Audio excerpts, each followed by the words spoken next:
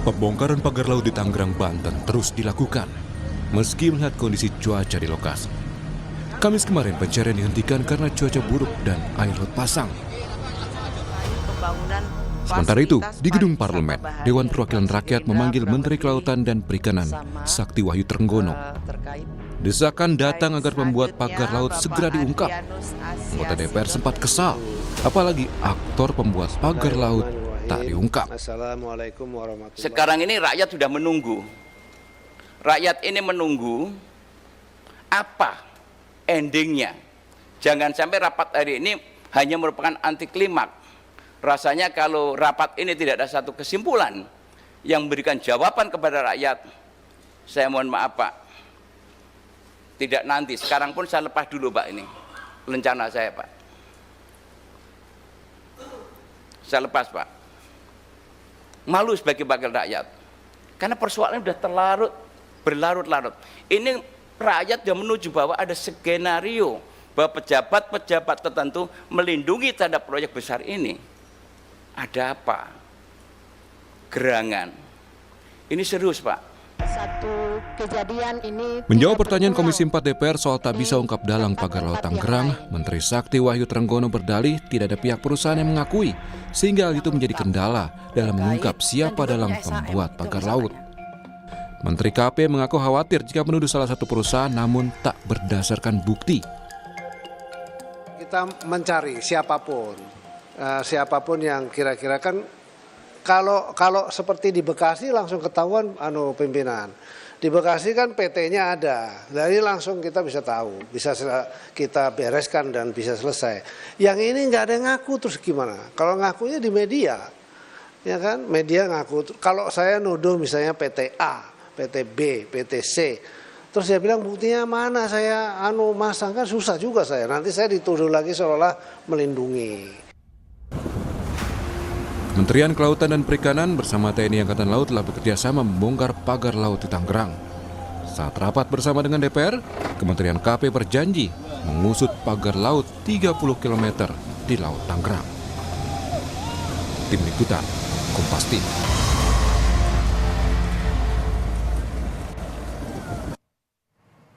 Heboh soal pagar laut kita akan bahas di pagi hari ini. Selain pembongkaran pagar laut, desakan yang kemudian muncul di hari ini adalah saat-saat ini adalah soal pengungkapan dalang pembuat pagar laut dan apa sebenarnya maksud dan juga tujuan pembuatan pagar laut ini. Meski sebelumnya santer pagar laut ini diduga, sekali lagi saya mengatakan diduga untuk proyek reklamasi. Kita akan ulas bersama di pagi hari ini dengan sejumlah narasumber. Ada Sekjen Konsorsium Pembaruan Agraria Mbak Dewi Kartika yang sudah hadir ke studio. Selamat pagi Mbak Dewi. Pagi. Terima kasih sudah hadir ke studio Orange Kompas TV. Terima kasih. Ya, kemudian melalui sambungan daring ada konsultan hukum pengembang PSN PIK 2, Pak Muanas Alaidit. Assalamualaikum Pak Muanas. Ya. Waalaikumsalam, selamat pagi Mbak. Iya, ini kan beberapa pekan belakangan kita dihebohkan ya soal pagar laut, pembongkaran pagar laut. Nah, kalau dari Anda sebagai konsultan hukum pengembang PSN PIK 2, kita ini menjadi wadah juga untuk tabayun, untuk mengklarifikasi sebenarnya kalau klien Anda ini berarti punya SHGB ini berapa bidang dan juga seperti apa klarifikasinya atau meluruskan ini semua? Iya, jadi pertama yang perlu saya luruskan adalah agar ini tidak menjadi opini yang keliru ya di publik. Bahwa pertama memang ada kesan seolah seperti pagar laut itu bersertifikat. Dari banyak pemberitaan seperti itu kan yang kita lihat. Ya, baik itu di media online maupun di media sosial. Jadi HGB terhadap pagar laut itu hoax nggak ada. Jadi sebenarnya yang ada itu? Ya, jadi nggak ada juga yang namanya pagar laut itu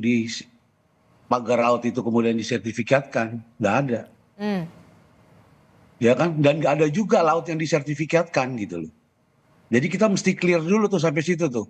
Oke. Jangan kemudian narasinya dibangun seolah-olah pagar 30 km ini adalah ada sertifikatnya, karena ada 2 perusahaan anak PIK misalnya, PIK 2 ya, Iya. yaitu PT IAM dan CIS ya, dan 9 perorangan yang sebagaimana dikatakan oleh Pak Menteri berseliweran sertifikat itu ada HGB milik perusahaan-perusahaan PIK 2, kemudian ada 9 dari perorangan, ya kemudian dianggap sebagai bahwa itu adalah HGB pagar laut, itu enggak. Yang ada adalah HGB yang iya. Jadi HGB yang dimiliki oleh kita ini ya, ini adalah tanah terabrasi, Mbak. Dulunya tambak sawah. Kita beli dari rakyat. Oke. Ada izin lokasinya, ada surat dari persetujuan dari pemanfaatan ruang lautnya. Jadi tertera di sana itu adalah daratan, gitu loh. Dan Bukan lautan, SHGB walaupun itu terbit eksistensinya di di situ tahun terlihat laut, tapi itu peruntukannya adalah daratan, gitu. Oke, Dan jadi posisi HGB itu, Mbak, ya, dari sepanjang posisi HGB itu hanya ada di 1 kecamatan, di Ya. kecamatan 1 desa doang di daerah Pakuhaji. Kecamatan Pakuhaji Sementara Tangerang. iya di kecamatan Pakuhaji aja di desa Kohot di kecamatan Pakuhaji di 1 kecamatan. Sementara panjangnya pagar-pagar yang dibuat itu kan meliputi 6 kecamatan. Ya, ada Keronjo, ya Sukadiri, kemudian Mauk sampai ke Teluk Naga. Oke. Nah, jadi dari awal sebagaimana kita katakan ya, kita itu PIK 2 itu hanya menguasai daratan. Karena sertifikat itu pun ya, HGB itu adalah eksistensinya meski laut, tapi itu adalah sawah dan tambak yang terabrasi yang dibeli oleh rakyat, dari rakyat gitu, Mbak. Oke, jadi Begitu posisinya. PT IAM dan juga PT CIS ini memiliki SHGB yang berupa tanah atau daratan tambak begitu ya, tambak yang sudah Dulunya terabrasi. tambak, Dulunya dulunya tambak sawah. yang sudah terabrasi. Dulunya sudah terabrasi. Oke, dulunya tambak yang sudah terabrasi. Saya ingin tahu, berarti penerbitan SHGB itu terbit di tahun berapa, Pak? SHGB itu terbit di tahun 2024. 2024. Disertifikatkan itu di tahun 2023 sama warga. Karena kalau kita merujuk pada pernyataannya Pak Menteri ATR BPN pada saat itu, Pak Nusron mengatakan bahwa ditemukan dalam dokumen terbit Girik tahun 82, Mbak. Ya kan dikatakan. Nah, pada saat itu kan sebetulnya kita masih menunggu tuh hasil dari pemeriksaan, memerintahkan kepada Dirjen SPPN untuk berkoordinasi dengan lembaga informasi geospasial. Apakah sertifikat itu berada di dalam garis pantai ataukah kemudian berada di luar garis pantai? Nah, ini yang saya Dan hasilnya? kira berkaitan dengan itu, mungkin itu kita akan cek dulu tentang kebenaran mana sertifikat-sertifikat yang dibatalkan, mana yang tidak. Karena kalau saya mencermati pendapatnya beliau, itu nampaknya ada sebagian yang kemudian dianggap bertentangan dengan bahasanya ada alasan prosedur dan material ya. Tapi kan pastinya kita masih mengcross-check lah soal itu. Oke, jadi yang diluruskan Pak Muwanaz Alaidit adalah yang dimiliki atau dikuasai dalam tanda kutip PT IAM dan PT CIS ini adalah dibeli dari warga ya, berupa tambak. Iya, dari rakyat sih, Pak. Dari Ya. warga. Dari warga berupa tambak dan juga daratan yang terabrasi. Terabrasi. Dan itu SHGB terbit di tahun 2024. HGB di 2024, SHM-nya 2023 sama warga berdasarkan Girik tahun 82. Sebelum membeli itu apakah Bagaimana tidak pendatannya dicek Pak dulu, Menteri? Pak? Tidak dicek dulu benar nggak ini berupa tambak ataupun sawah yang memang terabrasi? Jangan-jangan memang sudah menjadi lautan. Ada pengecekan di situ? Kita kan justru kan kita namanya belanja lahan itu selalu cek fisik, cek surat kan. Oke. Ketika kita koordinasikan dengan BPN setempat, itu bisa diterbitkan, ya kita urus, gitu loh, Mbak. Jadi pada saat diukur itu memang kan masih ada terbit tambaknya, HGB. masih ada sawahnya, bukan laut seperti yang banyak di media sosial hari ini? Oh enggak, jadi waktu itu memang kalau berdasarkan surat itu KPR-nya adalah daratan, Mbak. RT RW-nya daratan. RT RW-nya itu daratan gitu loh.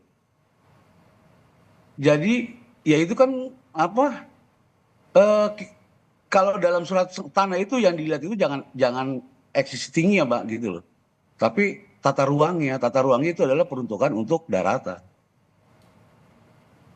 Oke, saya ke Mbak Dewi. Mbak Dewi, bagaimana merespon ini? Kalau dari pihak Pak Muanas Alaidit begitu ya, selaku konsultan hukum PSN PIK 2 ini mengatakan PT CIS dan PT IAM ini membeli dari warga begitu ya, karena memang suratnya ini awalnya adalah berupa sawah, tambak, daratan yang terabrasi. Nah, bagaimana respon Anda? Ya, sebenarnya masalah PIK 2 ini ataupun di luar PIK 2, jadi perlu kita tempatkan bahwa hak guna bangunan baik di darat maupun di laut yang ada sekarang menjadi kasus itu sama-sama melanggar. Jadi bahwa ada isu ini muncul dipicu karena ada dugaan HGB di laut itu pintu masuk saja. Tetapi kita perlu melihat lebih luas lagi karena apapun prosesnya ini bukan sekedar prosedural saja atau maladministrasi. Tetapi juga ada kejahatan yang sistematis menurut saya karena ini cakupan wilayahnya, tanahnya begitu luas. Kemudian dia dipecah-pecah menjadi ratusan hak guna bangunan. Artinya ini bagian dari modus mafia tanah. Jadi perkaranya bukan soal ini punya siapa. Itu sudah pasti ada kerja sistematis bancakan berjamaah dari semua pihak yang terlibat untuk mengambil keputusan dan para pemutus kebijakan yang bisa menerbitkan hak guna bangunan dengan ratusan jumlah bidang. Termasuk ada hak milik. Kita juga belum tahu kurang lebih 17 sertifikat hak milik itu punya siapa. Kok bisa menguasai menjadi bagian dari wilayah PIK 2. Nah, jadi kita tidak perlu bersilat lidah soal ini bukan punya aguan atau di luar aguan, tetapi proses-proses penerbitan hak guna bangunan itu menjadi problem. Itu yang nomor pertama. Yang kedua adalah kalaupun dibuat cerita nih, existing lapangannya sekarang adalah lautan. Mungkin dulu ceritanya adalah itu daratan, garis Sawah, pantai. tambak. Betul. Nah, HGB pun ada syaratnya ketika di pesisir pantai. Itu setidaknya 100 meter dari titik surut garis pantai. Kok bisa ada HGB yang itu adalah di titik surut pantai itu. Yang bisa jadi kalau kita bicara proses alam, bisa jadi itu melanggar hukum juga. Karena harusnya itu menjadi tanah yang common property. Nggak boleh dihaki, nggak boleh disertifikatkan. Itu yang pertama. Kemudian kalau kita bicara normatif hukum, sekarang existing di lapangannya sudah laut. Di dalam pasal 35 sampai 40 Undang-Undang Pokok Agraria, hak guna bangunan itu hapus dengan sendirinya apabila tanahnya hilang. Nah, sekarang Itu sudah otomatis. Ya otomatis HGB itu hilang itu kalau habis masa berlakunya. Itu artinya tidak masuk di dalam kriteria ini. Atau dicabut karena tidak memenuhi syarat. Artinya pemegang haknya itu sudah tidak memenuhi syarat. Pemerintah bisa mencabut. Itu kewenangan ATR penuh di situ. Atau tanahnya hilang. Jadi otomatis kalau sekarang misalnya Menteri Agraria mau mencabut, cabut. Karena aturan kita sudah jelas kok. HGB itu harus dicabut ketika tanahnya sudah hilang. Existing di lapangan jelas ada HGB yang terbit di atas laut sekarang. Existingnya secara de facto di lapangan. Jadi nggak bisa lagi ini soal darat atau laut. Ada banyak proses yang sebenarnya menjadikan ada monopoli luar biasa, monopoli atas tanah, atas izin atau hak yang terbit atas nama HGU itu kepada satu holding company. Yang kemudian dia dipecah-pecah. Tadi ada PT IAM, ada PT CIS, ada ratusan HGB. Nah, di dalam proses kita, KPA ini kan sudah 30 tahun ya, mengurusi masalah-masalah konflik agraria dan sengketa pertanahan. Ini bagian dari modus juga, kenapa dipecah-pecah kecil? Padahal holding company-nya kalau kita tracking, ya ini sama juga gitu loh. Bahwa mungkin ada pihak-pihak lain di luar itu, iya. Tetapi itu adalah modus supaya kalau kecil-kecil itu ngurusnya cukup di kabupaten, cukup di provinsi. Nah, tapi bukan berarti pusat nggak tahu. Jadi menurut saya, karena ini juga terjadi di proses masa transisi pemerintahan sebelumnya. Tapi ini terbitnya 2024 loh Mbak Dewi. Ya, tapi kan penetapan PIK 2 dan kasus PIK 2 itu sudah sebelum pemerintahan Prabowo juga sudah mengemuka. Masyarakat itu sudah banyak komplain. Jadi terhadap perusahaan yang sama. bahwa ada HGB di atas tambak rakyat, ada HGB di atas persawahan, ada HGB pemukiman, kemudian sekarang HGB laut. Jadi sebenarnya kita nggak bisa melihat ini parsial di titik sekarang. Tapi sekuin dari masalah ini sudah terjadi sejak lama. Pemagaran laut pun sejak lama. Nggak mungkin sepanjang 30 km itu pemerintah nggak ada yang seolah-olah nggak tahu gitu. Itu bukan sesuatu yang hanya skala kecil saja, ini skala masif, sistemik, dan ada bancakan yang bekerja di situ. Jadi ada bancakan yang bekerja ya berjamaah. dalam ada yang menyebutkan ada dugaan penyimpangan dalam penerbitan HGB di sana. Ya, jadi bukan sekedar maladministrasi, cacat prosedural, tapi ini kerja sistematis. Yang seolah yang ilegal dilegalkan bisa itu. Karena artinya ini juga menjadi kritik sebenarnya. Kenapa KKP yang harus mengusut? KKP itu bagian dari problem. Jadi Pemda, KKP, Kementerian Agraria Tata Ruang, Kementerian Kehutanan, karena sebagian kabarnya itu masih status kawasan hutan yang di lokasi PSN. Jadi sebenarnya ini harus semua bertobat. Pengakuan dosanya harus dilakukan. Nah, DPR kalau mau bikin pansus itu penting menurut saya karena ini harus sudah lintas kementerian untuk diinvestigasi.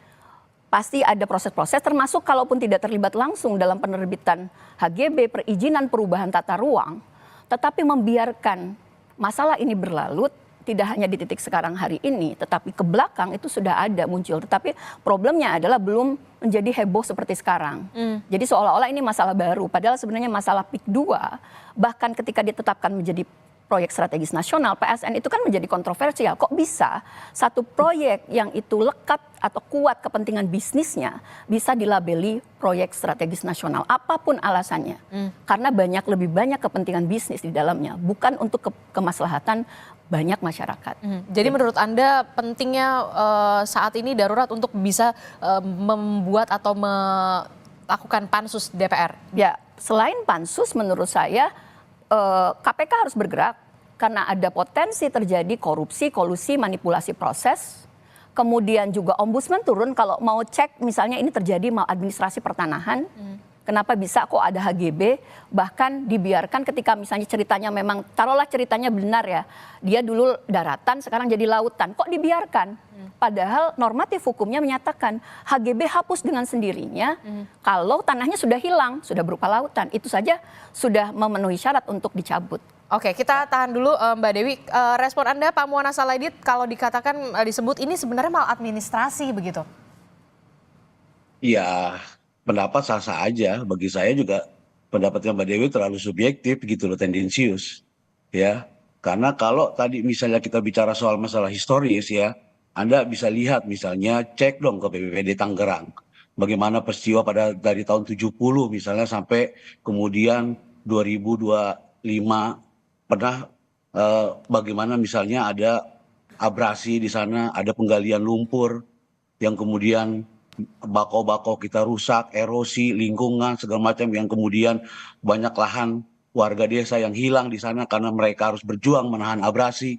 Itu adalah fakta-fakta yang saya kira nggak terbantah dan itu juga berkaitan dengan program Giant Sea-nya Pak Prabowo ya yang mengatakan dan begitu khawatir bahwa pesisir Pulau Jawa itu akan tenggelam. Artinya ini bukan isapan jempol persoalan abrasi itu. Nah itu satu. Jadi saya mau bicara soal sosiologis. Jadi itu harus ada bicara data lah. Jangan persepsi dianggap bahwa kalau ini kita pakai untuk ada abrasi berarti dianggap akal-akalan gitu. Itu bukan. Kita punya banyak saksi warga-warga sana yang mereka punya tanah 3 km sekarang tinggal sisa 400 meter misalnya. Itu fakta gitu.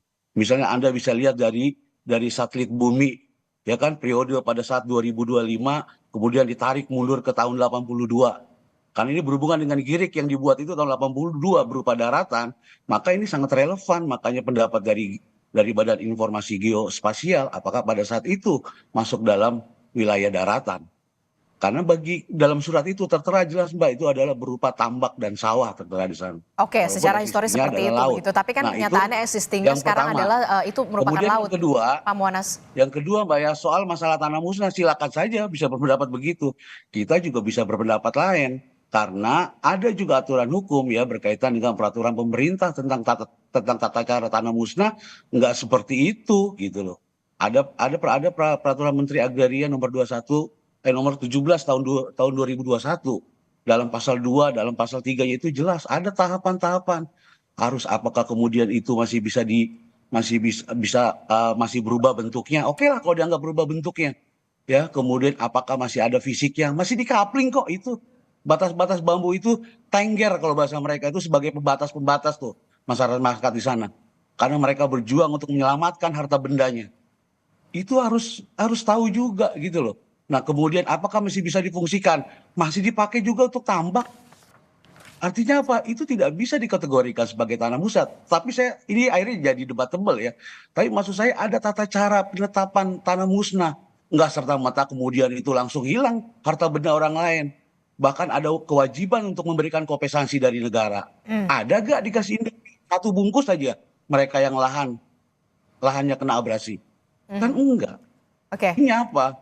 Ya, bahwa saya mau katakan semua ada mekanisme, cuma jangan di framing gitu loh. Di framing ya seolah-olah didiskreditkan untuk membentuk citra negatif kepada kita. Sebetulnya terhadap pagar-pagar bambu sepanjang 30 km itu, kita juga sebetulnya menyayangkan. Misalnya Pak Menteri harus saya nggak tahu juga, maksudnya apakah kita ingin menyelesaikan ini, makanya kemudian Kompas TV lahan juga gitu loh Mbak. Sertifikat lain. Oke, kita juga ingin sehingga opini publik kemudian tidak disesatkan bahwa seolah-olah pagar itu adalah milik dari PT gitu. Oke, Pak Muanas Alaidit, kami mengundang Pak Muanas, di sini ada Mbak Dewi dan juga nanti akan ada hadir Pak Daniel untuk bisa bertabayun, mengklarifikasi ini, meluruskan ini dan juga menyelesaikan ini sampai ke akar permasalahannya pastinya ya Pak ya. Jangan sampai kemudian ini berlarut-larut begitu ya soal pagar laut ini, karena ini juga menyangkut hajat hidup orang banyak begitu ya, terutama nelayan-nelayan yang menggantungkan hidupnya dari mencari ikan begitu ya. Saya akan sapa dulu Pak Daniel. Pak Daniel Johan, selamat pagi. Assalamualaikum Pak Daniel. Waalaikumsalam, pagi Mbak semuanya. Iya, ini kan lagi heboh banget ya soal pagar laut begitu ya. Ada HGB, kemudian kemarin juga DPR juga sudah memanggil Menteri KP. Nah, kalau dari DPR sendiri, kalau tadi Mbak Dewi mengatakan ini perlu diadakan pansus. Nah, kalau dari DPR sendiri seperti apa untuk bisa mengurai benang yang kusut ini? Ya, terima kasih. Selamat pagi semuanya. Jadi kalau Komisi 4 ya sesuai dengan hasil rapat kerja kemarin itu sudah memutuskan dua hal. Yang pertama adalah Komisi 4 meminta agar Kementerian Kelautan dan Perikanan segera menuntaskan proses investigasi dan pemeriksaan atas pagar laut ini. Nah, kita memberikan waktu dalam waktu maksimal 20 hari kepada Menteri dan kami akan mengundang kembali, memanggil kembali Menteri untuk menjelaskan seluruh hasil dari proses investigasi pemeriksaan tersebut. Ya. Yang kedua adalah kita juga minta agar Kementerian KP itu segera melakukan koordinasi dan konsolidasi dengan instansi lain terkait dalam konteks penegakan hukum terhadap pelanggaran pagar laut ini. Nah, sehingga apakah dorongan masyarakat agar dibentuk pansus? Nah, kami sesama anggota itu sempat menyimpulkan kita berikan waktu 20 hari. Kalau misalkan memang belum ada progres yang besar yang dilakukan oleh Kementerian Kelautan, berikutnya mungkin Komisi 4 akan membentuk panja nanti untuk mendorong, memberikan penguatan. Jadi artinya Komisi 4 DPR ini mempersilahkan untuk memberikan waktu 20 hari dulu untuk penyelesaian begitu ya, ketika nanti 20 hari ini belum ada solusi yang kemudian konkret begitu untuk bisa penyelesaian soal polemik pagar laut ini, barulah kemudian DPR membentuk panja. Apakah tidak terlalu lama 20 hari? Bung Daniel Johan, jangan dijawab dulu, usai jeda kami kembali. Tetaplah bersama kami di Sapa Indonesia Pagi.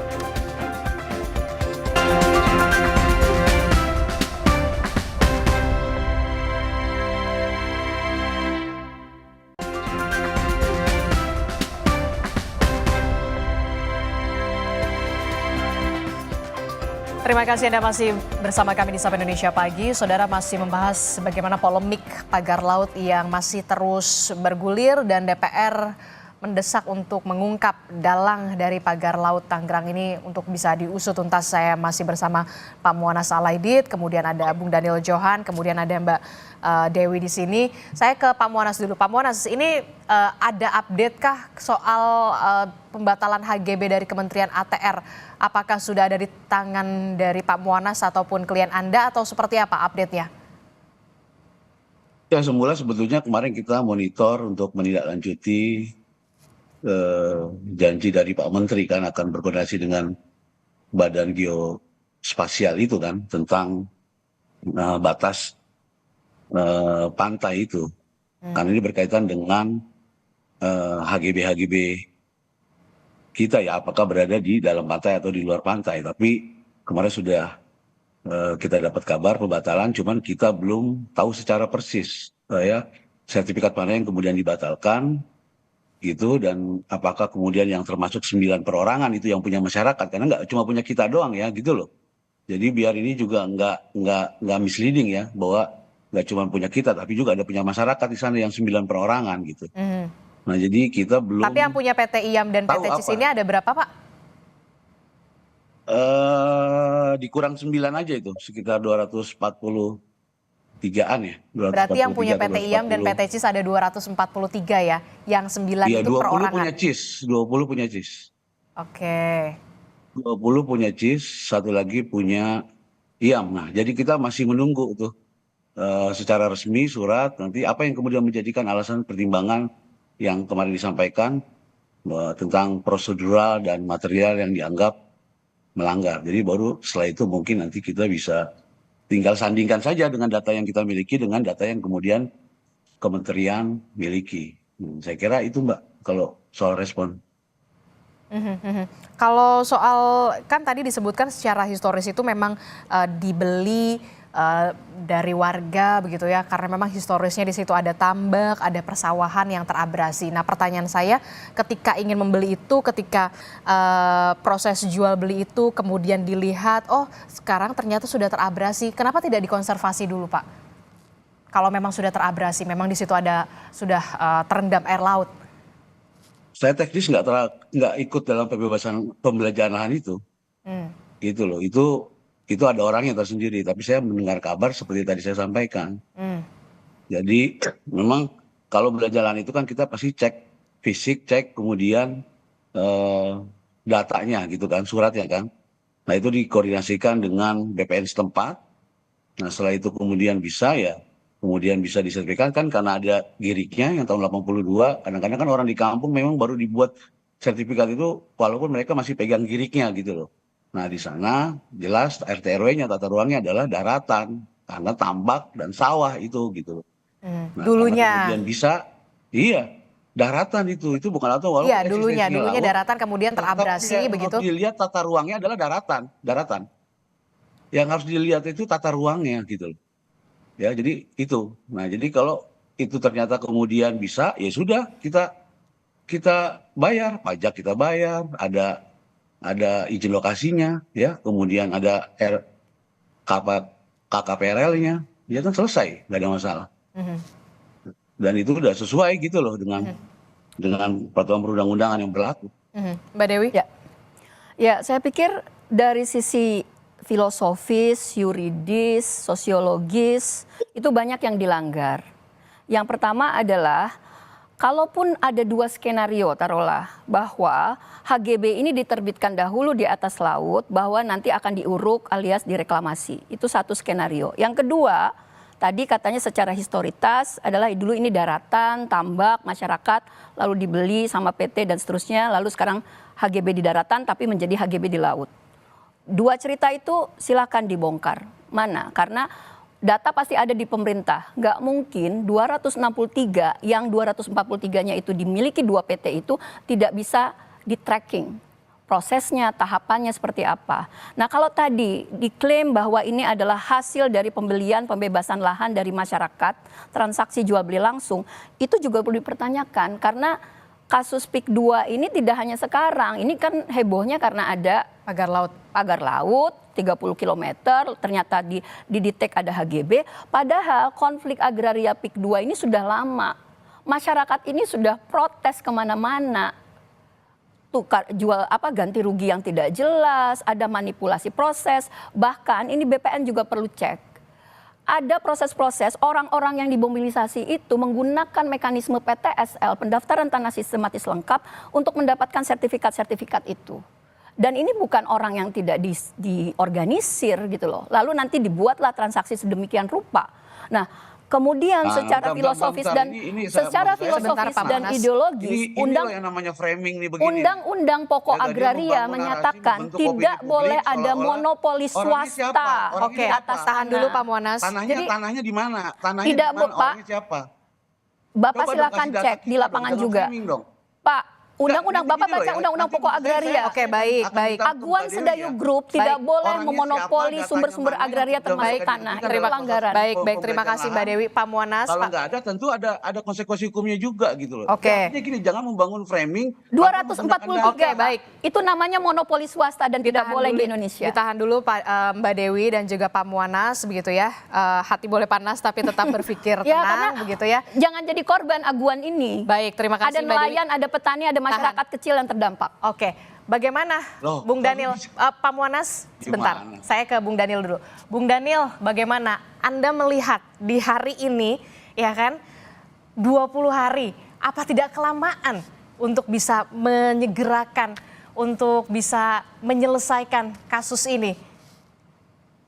Ya, kelamaan kalau buat anggota Komisi 4. Tetapi kalimat yang dipakai sebenarnya secepat-cepatnya. Tetapi kesepakatan yang ada adalah maksimal 20 hari. Gitu. Karena ya kita juga perlu mendengarkan masukan dari Pak Menteri. Bagi kita kelamaan, bagi Pak Menteri kecepatan gitu. Tapi bagaimana soal ini panas sekali begitu ya, konflik soal agraria ini bisa segera diselesaikan juga kan, kita harapan kita biar semuanya bisa selesai gitu ya, bisa mengurai benang kusut ini, Bung Daniel. Ya tentu itu harapan kita ya. Dari kasus ini kita, karena gini loh, kasus pagar laut ini sebenarnya kan modus ya. Modus yang jauh hari itu sudah dilakukan di Makassar dalam konteks penguasaan tanah ya, dan muncul lagi kan ada di Surabaya, terakhir ada di Lampung gitu kan. Nah jadi kita juga minta kepada kementerian jalankan tugasnya dengan baik, jangan sampai pengawasan terhadap laut itu yang di depan mata aja kecolongan, gimana yang se-Indonesia. Jadi itu semua harus dicek, harus diperiksa ya. Nah yang kedua adalah lakukan penegakan hukum. Karena dalam konteks pagar laut di Tangerang itu ada sejumlah undang-undang yang dilanggar. Ya, mulai dari MK nomor 3, Undang-Undang nomor 1 2014, Undang-Undang nomor 32 2009, dan Undang-Undang nomor 5 1960. Yang mungkin yang paling berat ya, itu Undang-Undang nomor 32 tahun 2009. Karena perlindungan dan pengelolaan lingkungan hidup. Karena bila dianggap pelanggar itu bisa sampai 20 tahun itu. Oke, Pak Muanas silahkan. Ya kita menyerahkan sepenuhnya lah kepada pemerintah, kita apresiasi, termasuk kemarin pembongkaran kita juga mengapresiasi gitu, karena kita paling dirugikan dengan adanya pagar bambu itu justru. Akibatnya kemudian dijadikan alat serang untuk membentuk citra negatif kepada kita, seolah-olah itu kita yang buat, ya kan? Nah itu pertama. Kemudian yang kedua ya kita berharap kepada semua pihak termasuk ATR BPN ya, yang kemudian bicara soal pertanahan, kemudian KKP ya bicara soal masalah proses penyelidikan ya, supaya bisa bergerak biar cepat menuntaskan masalah ini ya. Tentu semua apapun kita akan bantu agar bisa memberikan keterangan yang sejelas-jelasnya terhadap persoalan ini, tetapi dengan mengedepankan azas praduga tak bersalah, saya kira itu. Itu aja, Mbak. Terima kasih. Oke, Bung Daniel, berarti kalau memang sebelum 20 hari atau setelah 20 hari ini belum ada solusi yang begitu signifikan terlihat begitu ya, DPR akan turun tangan dengan membentuk panja? Iya, kemarin kesepakatan dari kawan-kawan anggota Komisi 4 ya seperti itu, kita berikan waktu dulu 20 hari, ya, tapi kita berharap sebelum 20 hari sudah ada hasil yang signifikan sehingga kita bisa langsung mengundang Pak Menteri di dalam raker gitu. Tetapi ya maksimalnya 20 hari.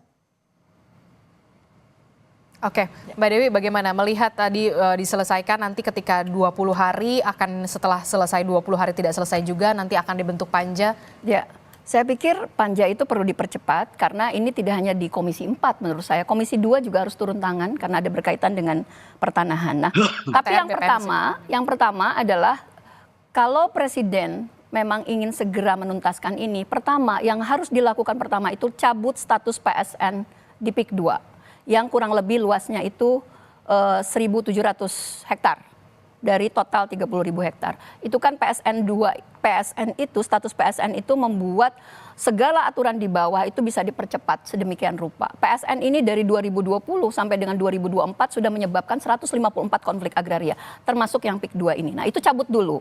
Sehingga semua kementerian secara lintas sektor, KKP, Kementerian Agraria, Kementerian Kehutanan, Pemda bisa ikut membongkar ini ada apa sebenarnya di PIK 2 termasuk di sekitar areanya. Jadi kita lihat masalahnya. Kemudian harus ada upaya-upaya untuk memulihkan hak-hak masyarakat yang terampas dan diambil alih dengan tata cara yang tentu ini kita harus pertanyakan.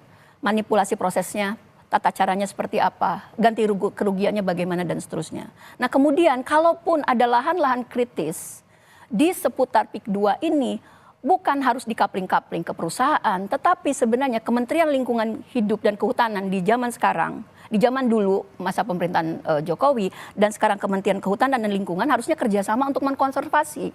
Katanya Jakarta mau tenggelam, tetapi kenapa justru tanah-tanah dan pesisir pantai itu malah dikapling-kapling kepada perusahaan. Nah menurut saya ada aspek keadilan pemulihan rakyat yang harus dipulihkan, kemudian ada upaya-upaya untuk memulihkan lagi krisis alam yang terjadi di sekitar PIK 2. Nah baru setelah itu kita lihat mana sih memang yang betul layak untuk dikembangkan menjadi PIK 2. Jangan-jangan sebenarnya ada hasil-hasil dari 30.000 hektar PIK 2 itu, baik yang PSN maupun non-PSN, itu sebenarnya diperoleh dari tata cara yang melanggar hak-hak masyarakat, nelayan, petani, petambak, dan masyarakat di sekitar kawasan PIK 2 itu.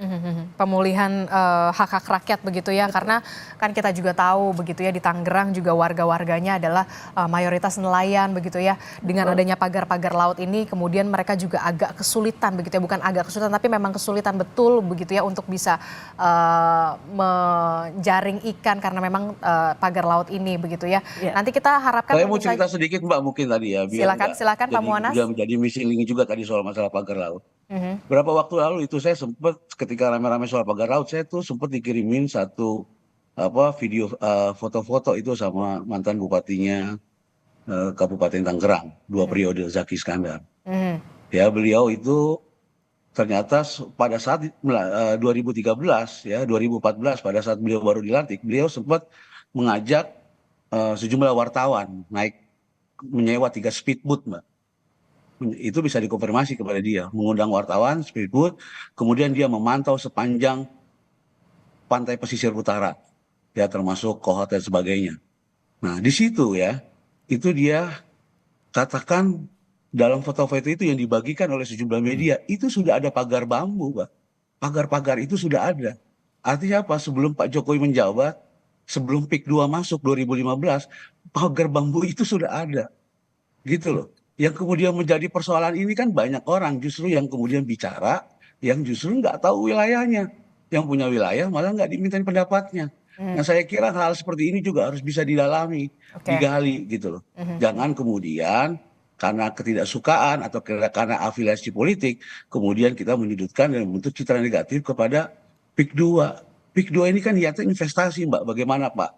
Bang Zaki Iskandar mengatakan sebelum PIK masuk, itu lahan kosong, nggak terurus, mangrove-nya rusak, erosi, aktivis lingkungan kemana? Nggak ada, ya kan? Nggak, kalau kita mau ini, artinya kita bicara basis data gitu loh Mbak, bukan bicara asumsi, bukan bicara soal pagar bambu, kita bicara mundur data ke belakang, bagaimana kondisi Kabupaten Tangerang sebelumnya. Itu di tahun berapa Pak? Di tahun berapa Pak?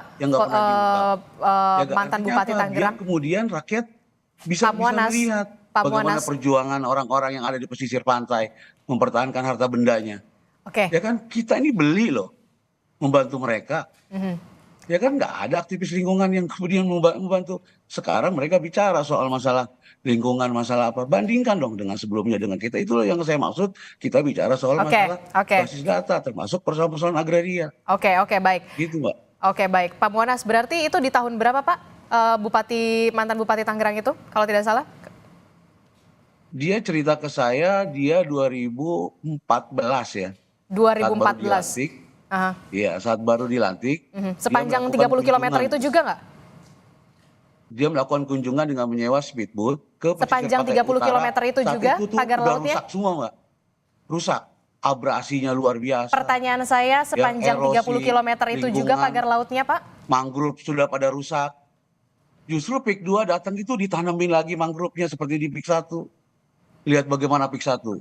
Oke, baik. Gitu loh. Nah, maksud saya kita bicara soal masalah basis data bukan. Oke, kita terbatas durasi, Bapak Muanas Alaidit. Terakhir, singkat saja untuk Bung Daniel Johan. Ternyata tidak hanya komisi Anda, tapi juga komisi 2 soal yang bermitra dengan Kementerian ATR BPN juga harusnya juga bisa kontribut aktif dalam soal polemik pagar laut ini, Bung Daniel. Ya, concern kami 3 hal yang utama ya dari Komisi 4. Yang pertama tentu kita ingin persoalan pagar laut dapat segera tuntas ya, sehingga tidak berlarut-larut, tidak semakin liar, tidak simpang siur ya. Yang kedua adalah kita ingin memastikan semua proses pembangunan itu akan membawa keadilan, kemajuan bagi semua masyarakat. Jadi masyarakat harus bisa merasakan dari proses pembangunan itu, bukan malah terpinggirkan secara adil. Yang ketiga adalah kita proses pembangunan itu penting dan kita dukung, tetapi juga harus benar-benar apalagi saat ini bencana segitu banyak, sehingga kita harus memastikan proses lingkungan, proses ekologi itu tetap terjaga dengan baik, sehingga jangan sampai pembangunan yang sudah susah payah dilakukan musnah sesaat hanya karena bencana. Jadi 3 hal itu yang penting bagi kami. Oke, baik, kita akan tunggu dulu, sabar dulu Pak Muanas, Bu Dewi, begitu ya, kita tunggu dulu kinerja dari KKP, Kementerian KP begitu ya, karena diberi waktu juga dari DPR 20 hari maksimal ya, Bung Daniel, ketika 20 hari itu kemudian belum ada progres yang begitu signifikan untuk bisa menyelesaikan soal polemik pagar laut ini, termasuk juga HGB di dalamnya, barulah kemudian DPR masuk dengan pembentukan panja. Terima kasih Bung Daniel Johan telah bergabung bersama kami. Pak Muanas Alaidit, terima kasih juga untuk klarifikasinya. Mbak Dewi, terima kasih juga sudah hadir ke studio. Terima kasih Bapak-Bapak, Ibu-Ibu, dan selamat pagi, sehat selalu.